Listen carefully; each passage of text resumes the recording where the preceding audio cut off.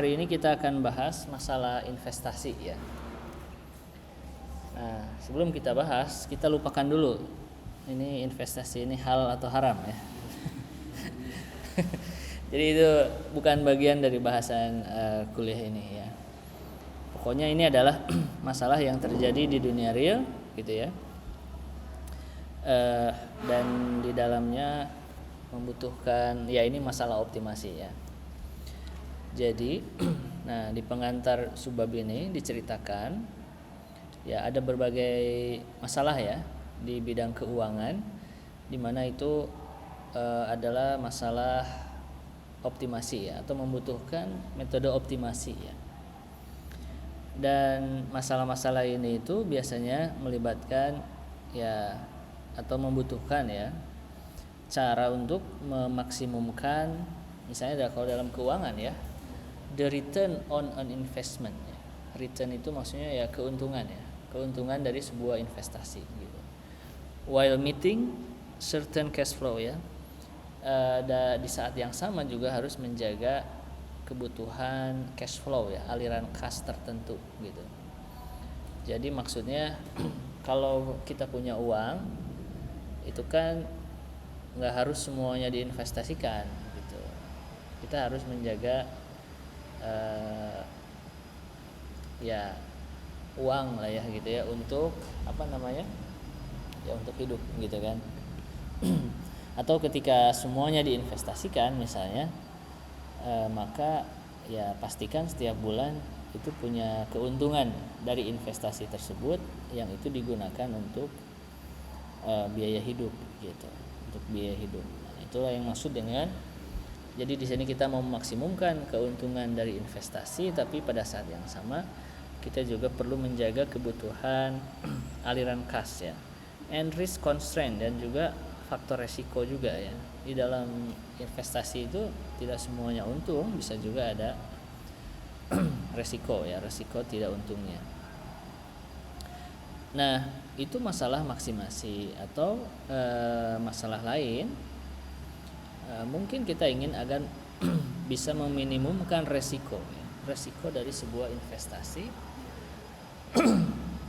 while maintaining a certain level of return. Nah, pada saat yang sama kita juga ingin menjaga keuntungan dari investasi itu pada level tertentu gitu ya. Nah, jadi ini adalah masalah investasi ya. Dan investasi itu biasanya bisa pada individu, perorangan, bisa juga pada perusahaan gitu ya. Perusahaan juga mungkin untuk mendapatkan keuntungan tambahan itu melalui investasi. Nah, contohnya di pemerintah kita lah ada istilah Danantara ya, itu kan mengumpulkan dividen katanya ya dari BUMN, tujuannya kan untuk diinvestasikan ya.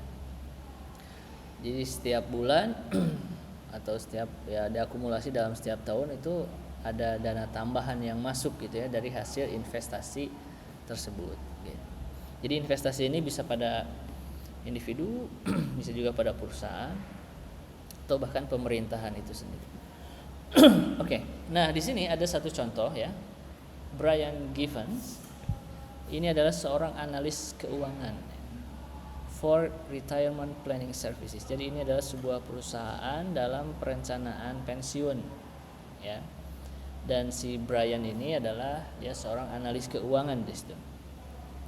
Yang bidangnya itu mendesain retirement income portfolio ya. Jadi portofolio pemasukan dari pensiunan ya.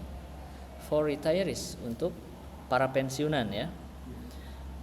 Using corporate bonds ya. Menggunakan pinjaman perusahaan ya. Pinjaman perusahaan. Oke, jadi gini ceritanya ya. Atau saya teruskan dulu ya. He has just complete. Nah, si Brian ini dia baru saja selesai konsultasi dengan seorang klien, di mana klien di sini adalah seorang pensiunan. Who expect to have, nah yang dia tuh kira-kira punya uang, punya aset liquid ya di sini. Aset liquid itu ya cash lah gitu. Bukan, kalau non liquid itu kayak properti, kayak bangunan gitu ya, yang tidak yang tidak bergerak gitu. Maksudnya ini tuh uang cash gitu. Jadi si seorang klien ini dia pada saat pensiun nanti gitu ya, dia akan punya uang $750.000 gitu ya. Yang dimaksud dengan aset liquid to invest ya, untuk diinvestasikan when she retire next month ya. Ketika dia pensiun bulan depan gitu. Ya nggak tahu lah, mungkin uang pensiun gitu ya. Nanti dia akan dapat uang atau akan punya uang kira-kira 750.000 bulan depan. Jadi sebelum dia pensiun, dia tuh datang ke analis keuangan ini karena atau ke perusahaan untuk merencanakan pensiun gitu. Dan dia ketemu sama Brian sebagai seorang analis keuangannya. Dia bercerita bahwa dia akan pensiun bulan depan. Dia akan punya uang $750.000 lah kira-kira. Nah, gitu. Nah, si Brian ini tugasnya itu dia akan mencari tempat untuk menginvestasinya akan di mana gitu, uang tersebut investasinya akan di mana gitu ya. Nah, itu yang dimaksud dengan retirement income portfolios. Dan ketika si pensiunan ini dia melakukan investasi, ya harapannya setiap bulan dia akan mendapatkan keuntungan dari hasil investasi, yang keuntungan itu akan dia gunakan untuk biaya hidup gitu. Dibandingkan 750.000 itu di saving gitu ya, setiap bulan dihabiskan untuk biaya hidup, itu kan akan habis ya. Kalau investasi kan jika ya disuruh kerja gitu, nanti itu dia akan mendapatkan keuntungan gitu. Nah, gitu ceritanya ya. Kebayang ya. Jadi daripada uangnya dihabiskan begitu saja, mending diinvestasikan dan dia akan hidup dari keuntungan dari hasil investasinya. Nah, kemudian investasinya di mana? Di sini bahasanya using corporate bonds ya, menggunakan pinjaman perusahaan. Nah, jadi kalau saya baca-baca itu biasanya kan orang berinvestasi itu bisa pada saham gitu ya, pada saham, atau bisa juga pada pinjaman perusahaan kayak gini, corporate bonds ya. Cuman katanya kalau corporate bonds itu dianggap lebih aman, tanda petik lebih aman, lebih stabil. Karena kalau saham itu dia fluktuatif gitu ya, pergerakannya kadang kurang stabil gitu ya, bisa naik turun, bisa drastis dan seterusnya. Sehingga pinjaman perusahaan itu katanya dianggap lebih stabil ya.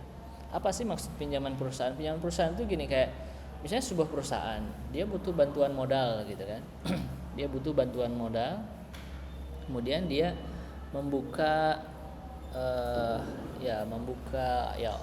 investasi lah ya bagi perusahaan lain atau siapapun yang mau melakukan investasi gitu ya. Maka itu statusnya sebagai si perusahaan itu yang akan minjam ke pihak tersebut gitu. Dan apa kelebihannya buat investor? Si investor akan mendapatkan keuntungan dengan return tertentu ya. Nah, di sini hasil dari konsultasi si Brian dengan kliennya itu, dia menyepakati beberapa perusahaan yang akan diinvest gitu ya. Di sini ada 6 perusahaan dengan return yang berbeda-beda ya. Jadi ada yang misalnya Acme Chemical ini 8,65%, Dynastar dan seterusnya, paling tinggi 10% ya di sini returnnya. Keuntungan per tahun ya, per tahun dari ya tergantung pada uang yang diinvestasikan gitu ya. Jadi berapa keuntungannya ya, ini tinggal dihitung persentase dari uang yang akan diinvestasikan. Ya per bulannya tinggal dibagi 12 gitulah kira-kira ya. Kemudian di sini ada kolom berikutnya, ada years to maturity ya. Maksudnya itu adalah jangka waktu pinjaman ya. Jadi misalnya si perusahaan tuh mengeluarkan surat pinjaman ya, atau tadi yang disebut dengan pinjaman perusahaan ya, atau dia membuka lowongan investasi. Nah, terus investor datang ya kan. Nah, di situ kan ada transaksi ya. Berapa return yang akan didapat oleh si investor ya kan, dan berapa lama jangka waktu peminjamannya gitu ya. Jadi kalau misalnya di sini si Dynastar itu years to maturity-nya 10, itu artinya si uang tersebut tuh akan investasi itu akan dilunasi setelah 10 tahun ke si investornya gitu ya. Setelah 10 tahun gitu. Ya, investor di sini siapa sebenarnya? Investor di sini sebenarnya si kliennya ini. Si klien ini jadi misalnya gini, si Akmo Chemical ini dia membuka ya lowongan investasi ya dengan return sekian. Nah, ini kan si klien itu bisa berinvestasi di sini gitu ya, di Akmo Chemical ini, dan nanti akan dapat keuntungan sekian persen, dan lama pinjamannya ini 11 tahun gitu. Nah, kemudian di kolom berikutnya rating ini menunjukkan oke, coba kita lihat dulu di bawah ya. Nah, ini return itu menunjukkan ya keuntungan tahunan ya untuk setiap pinjaman. Kemudian years to maturity ini menunjukkan jangka waktu pinjaman ya. Jadi kalau udah 10 tahun akan dilunasi, akan dibalikin si uangnya utuh. Jadi kalau si klien tadi investasi $750.000, setelah 10 tahun uangnya akan dikembalikan utuh. Tapi setiap tahunnya dia akan dapat keuntungan ya sekian persen, itu tergantung pada returnnya ini, gitu ya. Oke. Jadi kan kayak dia nggak ngapa-ngapain, tapi dia dapat income kan gitu ya. Masuk passive income, betul. Yang disebut dengan passive income ya. Oke. Nah, the rating column indicates itu menunjukkan penilaian yang dilakukan ya tentang resiko sih sebenarnya ini, resiko ya, tentang resiko ya. Jadi semakin tinggi returnnya itu resikonya semakin rendah gitu ya. Semakin tinggi sebenarnya. Makanya di sini penilaiannya fair gitu ya. Jadi gini, tipe perusahaan yang memberikan pinjaman itu ada dua katanya. Ada yang keuangannya itu stabil, ada juga yang mungkin kurang stabil gitu. Nah, kalau yang stabil itu katanya cenderung ngasih returnnya itu kecil. Kenapa kecil ya? Karena kemungkinan gagal bayarnya itu rendah gitu.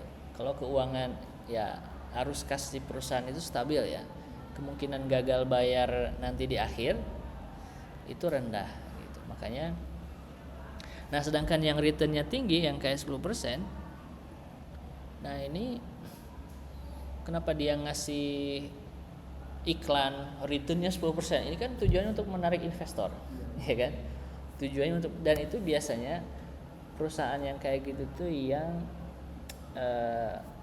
arus kasnya itu nggak stabil gitu, kadang bagus kadang enggak, sehingga untuk menarik investor dia kasih bunga atau return yang cukup besar gitu agar datang gitu. Nah, itulah. Jadi kalau yang returnnya besar itu high risk juga gitu.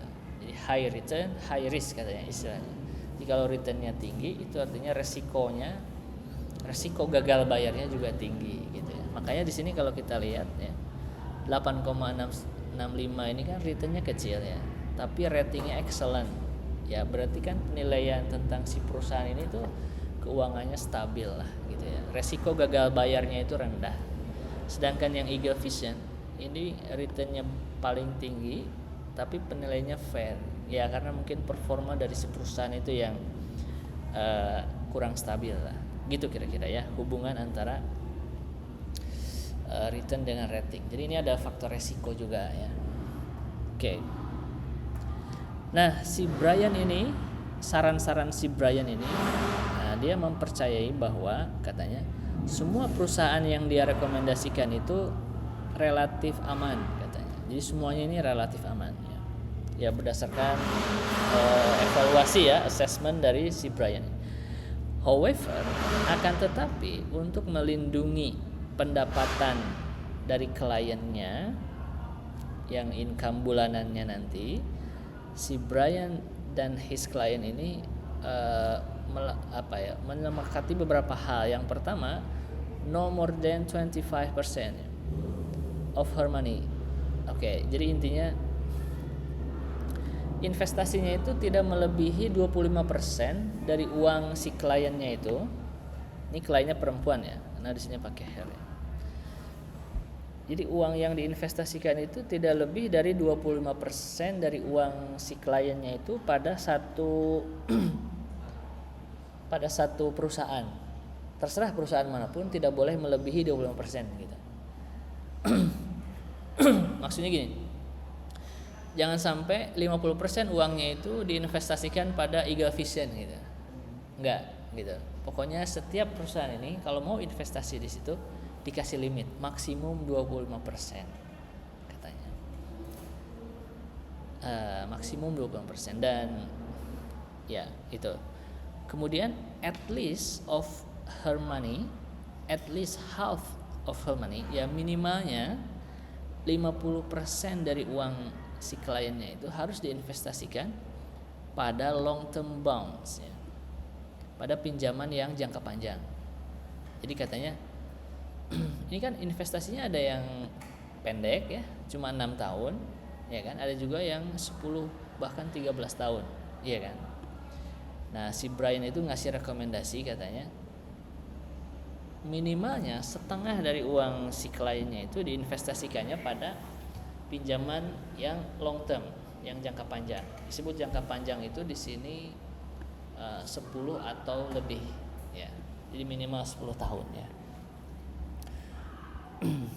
Nah, dan juga nih, meskipun Dynastar, Eagle Vision, and Opti Pro offer the highest return ya. Meskipun katanya Eagle Vision, Dynastar, Eagle Vision, dan Opti Pro ini menawarkan return yang tertinggi ya. Ya kan? 3 tertingginya kan ini ya, 9,5, 10 sama 9,25 ya. Jadi meskipun 3 perusahaan ini menawarkan return tertinggi, jangan di situ semua gitu, karena resikonya juga tinggi ya.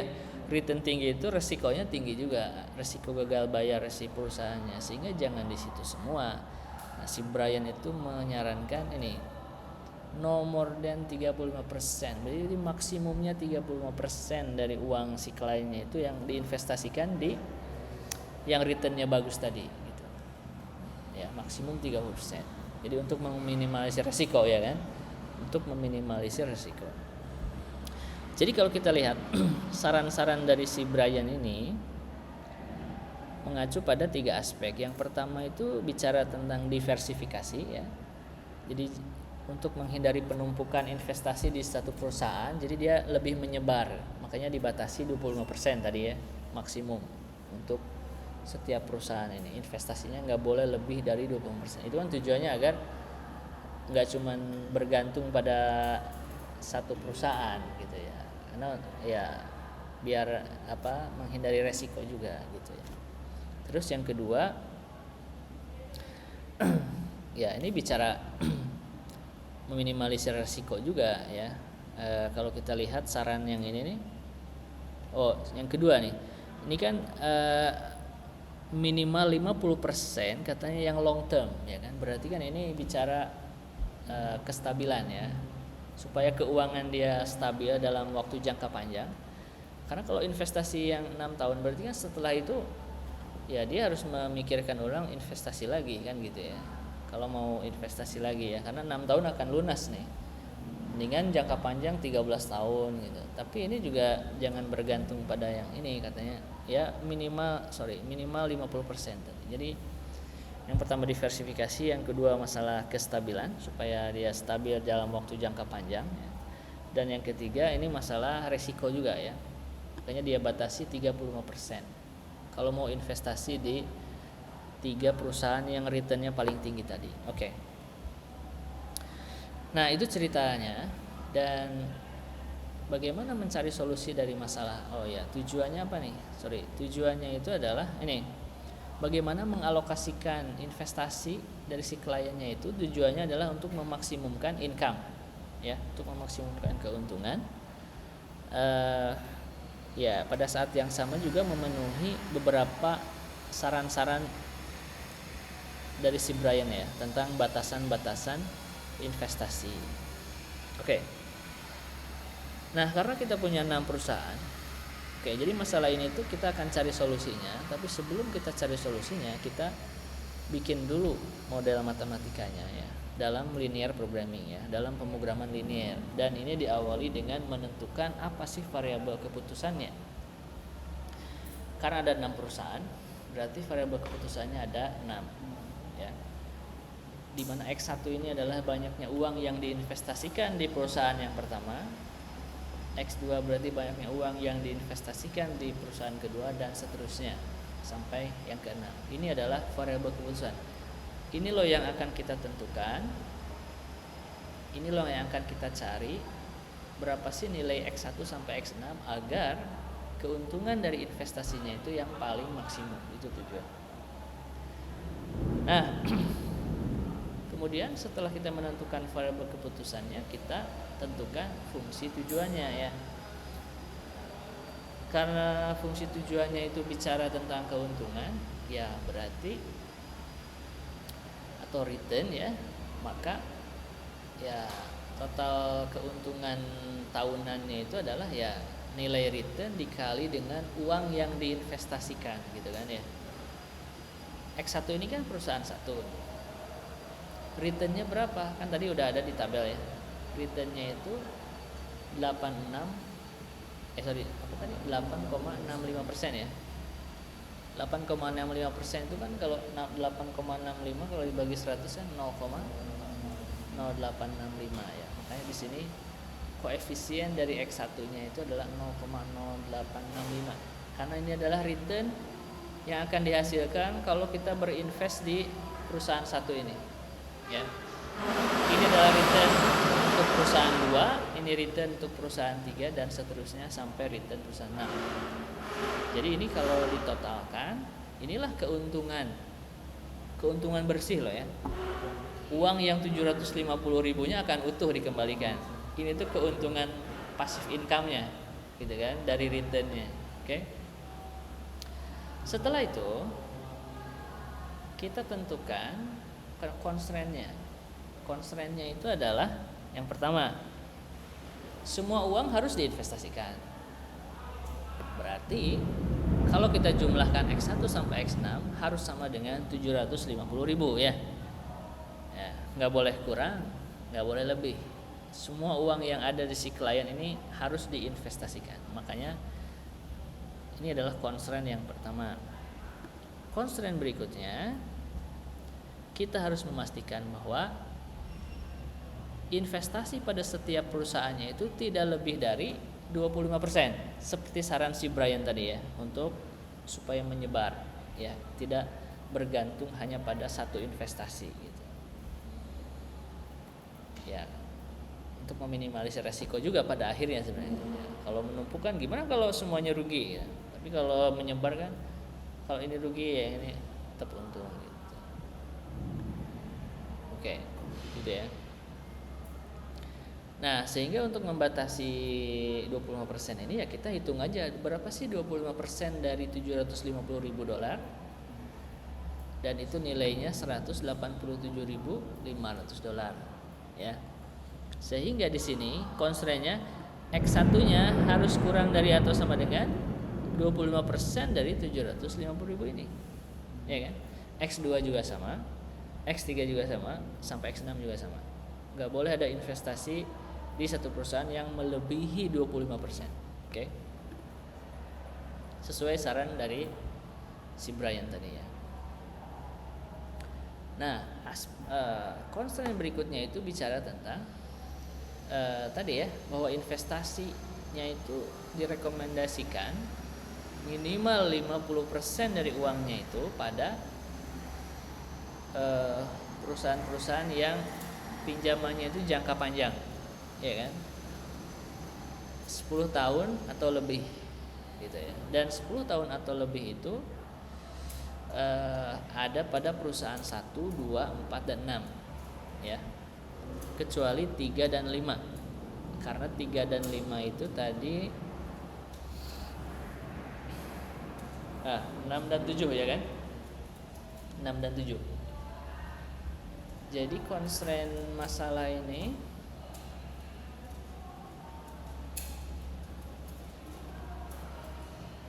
oke. Pertama kita harus hitung dulu berapa sih 50% dari 750.000, setengahnya kan 375.000 ya. Dan kalau kita jumlahkan total investasi di perusahaan yang long term harus lebih besar atau sama dengan 375.000. Itu kan artinya minimalnya setengahnya, ya kan? Minimalnya setengah dari uang si kliennya itu diinvestasikan pada perusahaan-perusahaan ini, ya kan? X1 sampai X6 yang long term. Tapi kita nggak menentukan investnya di perusahaan mana. Maksudnya di perusahaan ini berapa itu nanti solver yang akan mencarinya. Tapi kalau kita jumlahkan X1 sampai X6 harus lebih besar atau sama dengan 375.000 ya. Kemudian constraint berikutnya ini bicara yang high risk tadi ya, yang resikonya besar tadi ya, yang returnnya paling tinggi, bahwa tidak boleh lebih dari 35%, ya kan? Saran dari si Brian. Pertama kita harus hitung berapa sih 35% dari 750.000, hasilnya adalah $262.500 ya.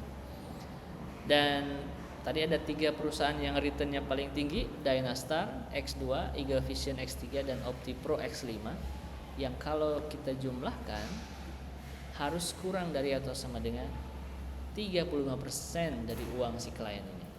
Oke. Jadi nggak boleh lebih dari 30% limit kalau mau investasi di 3 perusahaan ini yang returnnya paling tinggi. Udah, itulah formulasi matematiknya, dan semua variabel keputusannya harus lebih besar atau sama dengan 0. Nggak boleh ada yang negatif. Nah, kalau kita tulis ulang model yang tadi kita bahas, maka kita bisa susun seperti ini, gitu ya. Jadi ini adalah fungsi objektifnya. Kita ingin memaksimumkan return tahunannya, total return tahunannya. Kemudian constraint ke-1 sampai ke-6 ini bicara tentang tadi ya, maksimum 25% investasi, batasan investasi pada setiap perusahaan. Kemudian constraint berikutnya bicara tentang semua uang ini harus diinvestasikan. Kemudian constraint berikutnya bicara tentang long term investment, ya, bahwa investasi di perusahaan yang long term ini minimalnya 50% tadi. Kemudian constraint berikutnya ini bicara tentang high risk, ya, bahwa investasi di perusahaan yang returnnya paling tinggi itu maksimum 35%. Oke. Nah, ini adalah formulasi matematik. Nah, sekarang gimana cara mencari solusi setelah kita membuat model ini? Maka ya cara yang paling mudah ya kita menggunakan software, ya, menggunakan Excel gitu. Nah, di buku ini sudah dijelaskan bagaimana cara-caranya gitu. Jadi kita bikin tabel seperti ini, ya. Ini adalah nama-nama perusahaannya yang 6 tadi. Kolom berikutnya ada amount invested, uang yang akan diinvestasikan di setiap perusahaan ini. Untuk kondisi awal kita set semuanya 0 dulu, ya, inisialnya.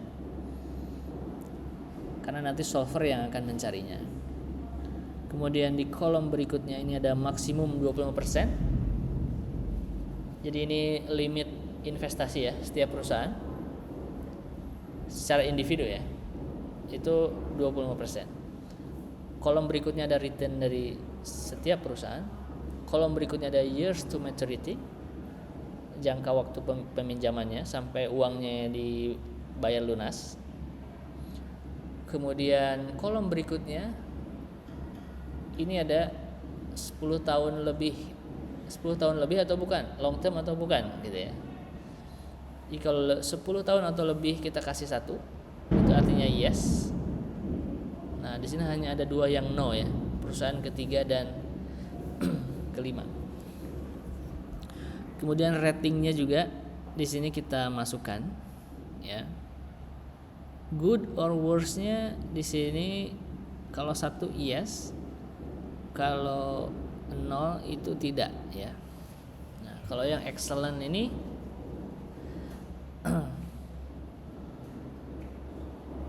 good or worse, ini apa maksudnya? Baik atau jelek gitu ya.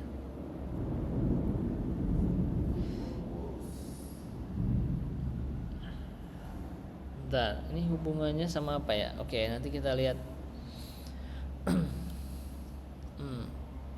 Oke. Lihat di baris 13 dulu ya. Di baris 13 ini ada total available, uang yang tersedianya 750.000. Kemudian yang 375.000 ini adalah minimum uang yang diinvestasikan untuk yang long term, makanya dia ditaruh di sini. Kemudian yang 262 ini hubungannya sama ini masalah return ya. High return ya, return yang paling tinggi ya. Maksimumnya 35% ya kan. Oke, berarti yes or no ini maksudnya berdasarkan returnnya ya kan. Kalau kita lihat yang angka 1 ini kan 3 perusahaan yang returnnya tertinggi ya kan. Dynastar, Eagle Vision sama OptiPro. Sisanya 0 karena returnnya rendah gitu. Jadi good or worse ini masalah returnnya. Karena kalau kita lihat di sini keterangan di bawahnya bicara tentang batasan investasi pada perusahaan yang returnnya tinggi. Oke, di sini saya sudah membuat Excel-nya. Jadi kalian nanti bisa mencoba sendiri ya. Kalau nggak mau bingung, ya selnya disamakan aja ya. Ini B5 misalnya. Ya, B6 itu chemical gitu ya. Kolom C tentang amount invested gitu. Karena petunjuknya itu di sini ya sesuai selnya. Tapi kalau udah ngerti nggak usah gitu ya. Oke. Saya akan langsung tunjukkan di sini aja ya. Total invested ini selnya ini tuh sum ya. Jadi dia akan menjumlahkan solusi yang akan dihasilkan oleh solver yang ada di sini ya. Nanti berapa sih investasi di setiap ini, nanti si Excel ini akan menjumlahkan. Kemudian ini adalah uang total, ini itu uang yang akan dihasilkan ya. Lihat sum product, masih ingat kemarin sum product ya, dot product dari vektor ya. Di kolom amount invested akan dikalikan dengan kolom return ya, atau sama dengan fungsi objektif lah tadi. Fungsi objektif itu kan return dikali dengan uang yang diinvestasikan ditambah return perusahaan kedua ditambah investasi perusahaan kedua gitu ya.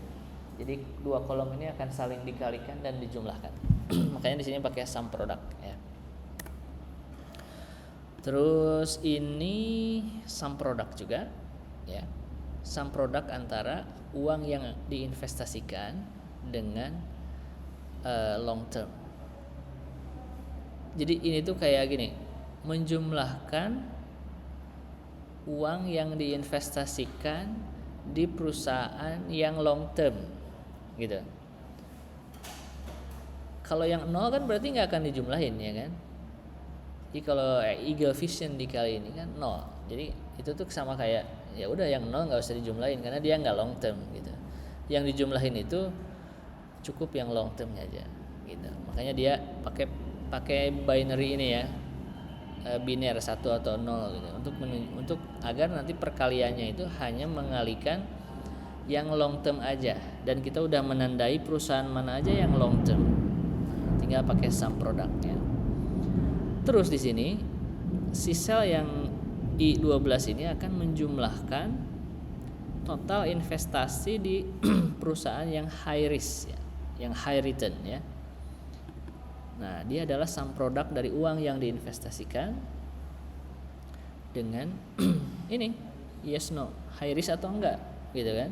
Berarti kan sama aja kayak kita menjumlahkan uang yang diinvestasikan pada perusahaan yang high risk aja, yang high return aja ya, yang nilainya 1 aja kan gitu ya, akan dijumlahkan, betul? Yang 0 enggak akan. Untuk apa? Karena nilai ini tuh nanti akan, ini loh limitnya, maksimumnya 26250. Terus kenapa ini ditaruh di sini? Karena minimalnya nanti kita ingin require ya. Berarti yang dibutuhkan minimalnya 375.000. Oke, dan seterusnya. Oke, gitu ya. Nah, sekarang kita akan cari solusinya ya. Untuk mencari solusinya, sebenarnya kita harus kembali ke model matematika ini ya. Sebenarnya di bawah ada petunjuknya, cuma saya ingin agar model matematika ini tuh ada manfaatnya loh dalam mencari solusi gitu ya. Tanpa model ini kita nggak akan bisa mencari solusinya. Oke. Maka langkah berikutnya, oke, ini udah kepotong ya. Di videonya mungkin nanti akan kepotong ya. Nanti di Excel-nya pilih insert ya. Pilih data ya. Terus pilih solver ya. Pilih menu data terus pilih solver. Nanti akan keluar seperti ini. Oke, karena ini udah ada ya, saya akan reset all ya, supaya kita mulai dari nol ya. Oke. Nah, set objektif ya. Fungsi tujuannya yang mana? Yang mana tadi? Fungsi tujuannya? Sel yang mana? Sel ini ya. E12. Ya enggak? E12. Kita kan mau memaksimumkan keuntungan. Masih ingat? Sel yang E12 ini tadi sum product antara uang yang diinvestasikan dengan return-nya. Berarti total keuntungannya ya di sel E12 ini. Oke? Sesuai dengan ini. Karena di sini perkalian antara return dengan uang yang diinvestasikan ya. Uang yang diinvestasikan ada di kolom ini dan return-nya ada di sini. Jadi ini kalau nanti lihat rumus E12 itu sum produknya ya. Jadi set objektifnya tinggal dipilih, klik ini udah selesai gitu ya. Nanti si solver akan menentukan sendiri. Terus fungsi tujuannya apa? Maksimasi atau minimasi. Karena kita memaksimumkan keuntungan, jadi kita pilih maksimasi. Oke. Sekarang tentukan variabel keputusannya. Nah, sesuai tadi kan variabel keputusannya X1 sampai X6 ya. Uang yang diinvestasikan di setiap perusahaan. Dan itu ada di kolom ke C6 sampai C11. Ya kan? Tinggal ditahan. Nah, ini tinggal kayak di blok gitu sampai sini udah. Nah, itulah variabel keputusannya. Kolom C6 sampai C11. Selanjutnya constraint-nya. Iya kan? Kita lihat constraint-nya. Setiap X1 ya, setiap nilai X tidak boleh harus kurang dari atau sama dengan 187.500. Itu kan artinya yang C6 sampai C11 ini nilainya harus kurang dari ini ya, 187.500. Nah, untuk nambahin constraint di sini tinggal add. Sebenarnya kalau lihat di modelnya kan satu-satu ya. Sebenarnya kita bisa sekaligus gitu. Jadi ini kayak di blok segini sampai sini. Terus kita atur tandanya lebih besar atau lebih kecil atau sama dengan. Nah, ini kan pilih bisa sama dengan ya. Nah, yang ada di ruas kanannya kita blok yang ini. Ini adalah limitnya, harus lebih kecil atau sama dengan itu. Oke. Karena kita mau nambahin constraint baru, pilih add ya. Add lagi. Constraint berikutnya apa? Kita lihat. Total uang yang diinvestasikan harus sama dengan 750.000 ya. Itu kan artinya totalnya kan ini ya. Karena ini tuh sum, ya kan?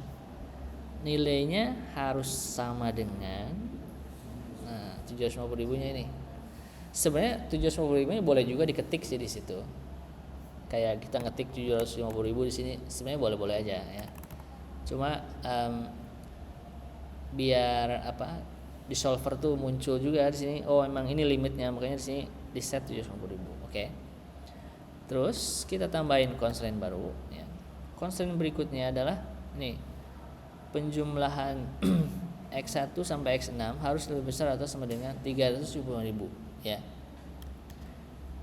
Ini kan artinya sel yang ini kan bicara yang long term ya kan, minimalnya 375.000. Masih ingat nggak? Sel yang G12 ini kan sum product antara amount invested sama yang kolom G ini.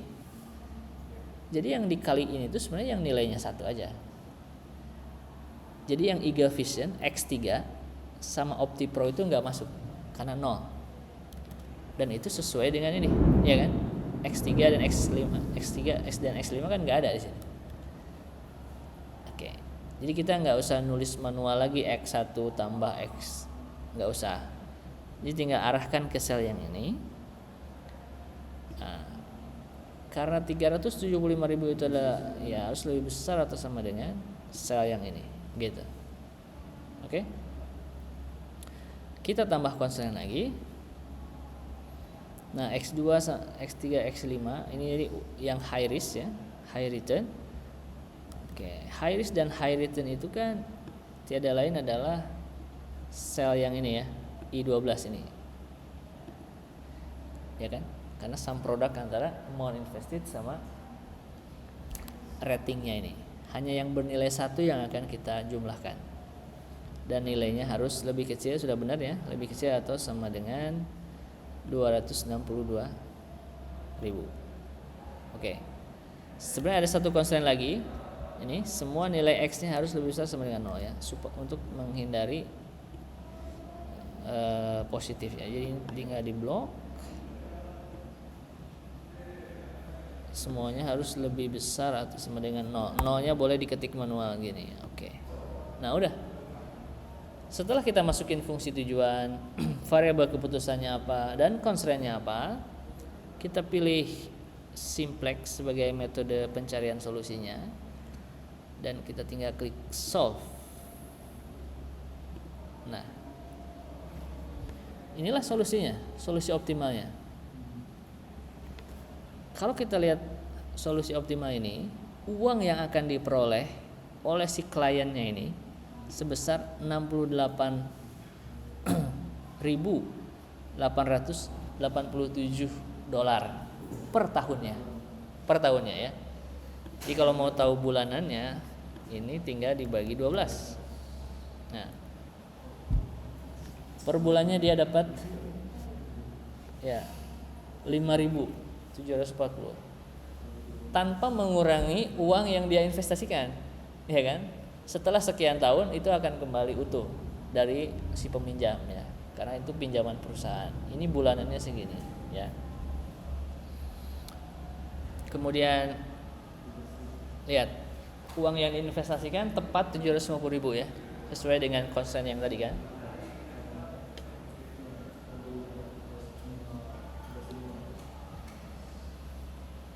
Dan OptiPro ini keputusannya nggak usah investasi di OptiPro katanya. Semua perusahaan investasi kecuali OptiPro. Dan kalau kita lihat ada 3 perusahaan yang investasinya mencapai limit, ya kan? Eagle Vision 187.500, Mokro Modeling juga sama, Saber Systems juga sama. Oke, coba kita lihat berapa total uang yang diinvestasikan di perusahaan yang long term. Itu sebesar 562.500.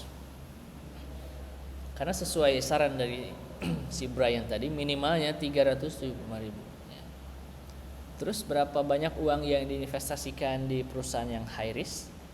Sebesar 262.500. Dan ini sudah mencapai limit dari yang disarankan oleh si Brian, gitu. Kebayang nggak? Jadi kalau kalian sebagai seorang analis keuangan, yang perlu kalian lakukan adalah cari perusahaan investasinya mau di mana, rekomendasinya. Si Brian tadi merekomendasikan 6, ya kan? Terus tanya bapak atau ibu punya uang berapa, terus tinggal dimasukkan ke sistem ini. Kamu bisa memberikan rekomendasi ke sini. Perusahaan ini investasinya segini, di Dynastar segini, di sini segini. Sehingga total uang keuntungan yang akan kamu dapatkan kira-kira 68.000 dan bulanannya kira-kira 5.700. Inilah yang akan digunakan untuk biaya hidup kamu. Dan setelah sekian tahun uang modalnya akan kembali utuh gitu. Oke, ini seperti disclaimer di awal, lupakan dulu masalah halal haram ya. ini loh, ini yang ada di dunia real ya, yang ada di dunia real, maksudnya yang konvensional yang melakukan investasi ya kayak gini, gitu. Nah, itulah kira-kira gambaran kuliah ini.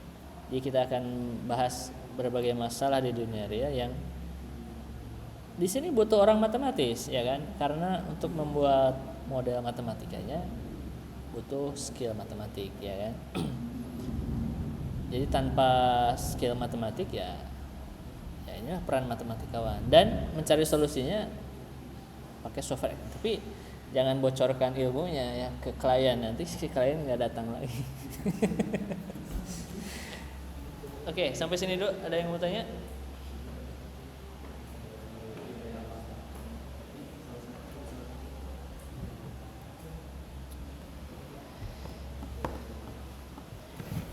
Investasi itu sebenarnya ada yang syariah juga ya. Nah, tapi ya mungkin bisa juga diterapkan ya pada investasi syariah. Tapi saya nggak tahu tuh apa bedanya syariah sama yang konvensi.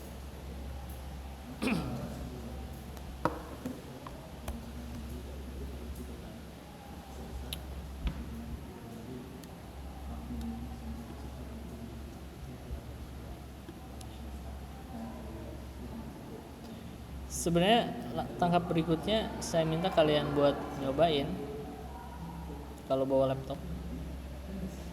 Udah bawa laptop nggak?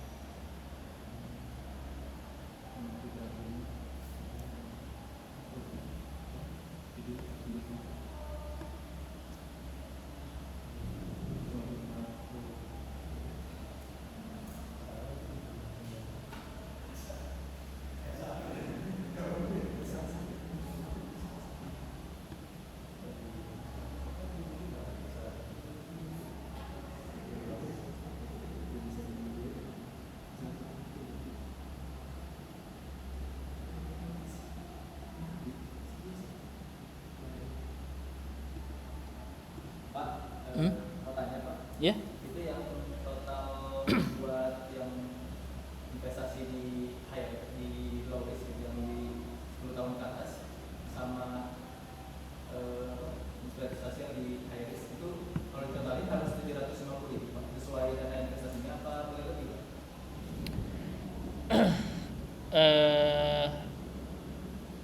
Tidak boleh lebih. Tidak boleh lebih maksudnya?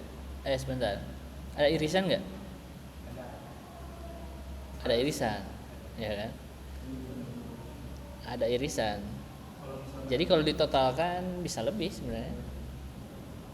Karena di sini ada yang yes, ya kan? Di sini juga ada yang yes. Jadi kalau ini dijumlahkan, ya bisa lebih. Karena ada irisan itu. Kecuali kalau nggak ada irisan, itu berarti lebih kecil atau sama dengan, atau harus sama dengan ya, harus sama dengan. Kalau nggak ada irisan. Jadi kan itu kita kayak nyiapin dana tambahan investasinya kan, soalnya dananya cuma 750 sementara itu total apa sih eh, uang yang dikeluarkan yang diinvestasikan tetap sama 750.000. Cuma berdasarkan hasil evaluasi, berdasarkan sebaran ini nih, itu 562.500 ini diinvestasikan pada perusahaan yang long term gitu.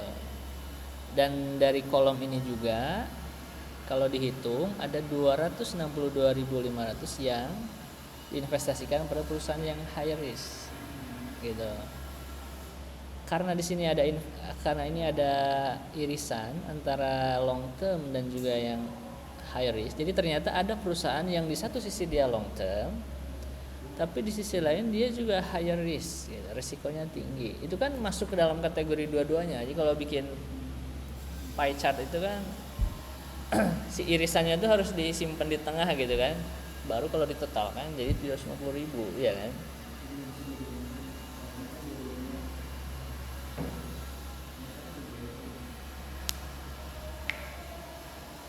Jadi nggak masalah. Jadi bukan berarti uang diinvestasikannya lebih besar dari 750.000,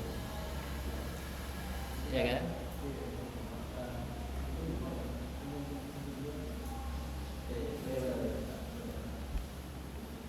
Ya.